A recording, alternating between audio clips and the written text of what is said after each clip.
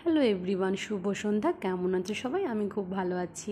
আমি সুকন্যা আবার আর একটা ব্লগ নিয়ে তোমাদের সামনে চলে এসেছি। আজকে আমার সন্ধ্যাবেলা বরের আলু ভাজা খেতে খুব ইচ্ছা করছিল, তাই আমি তাড়াতাড়ি আলুগুলোকে কেটে ফেললাম। কেটে বেসিনে ভালো করে ধুয়ে নিচ্ছিলাম, যেন আলুর গায়ে যত সব নোংরাগুলো আছে যেন খুব তাড়াতাড়ি বেরিয়ে যায়। বারবার ধোয়ার পর একটা কারি পাতা নিয়েও ধুয়ে নিলাম, তারপর একটা গ্রেটার নিয়ে গ্রেট করতে বসে গেলাম। দেখো, গ্রেটারটা আমি এক হাতে ধরেছিলাম এবং এভাবে ঘষছিলাম, সেজন্য না বারবার বাটিটা স্লিপ খেয়ে চলে যাচ্ছিলো, কারণ আমি একাই ভিডিও বানাচ্ছিলাম আর একাই আলু কাটছিলাম। তারপর বেসিনে নিয়ে গিয়ে আমি আলুগুলোকে ভালো করে আবার কচলে কচলে দিলাম, যেন আলুর গায়ে যে স্লিপারি পদার্থগুলো থাকে সেগুলো যেন না থাকে। সেগুলো যদি থাকে তাহলে তোমার কখনোই কুরকুরে আলু ভাজা কোনো যেন রেডি হবে না।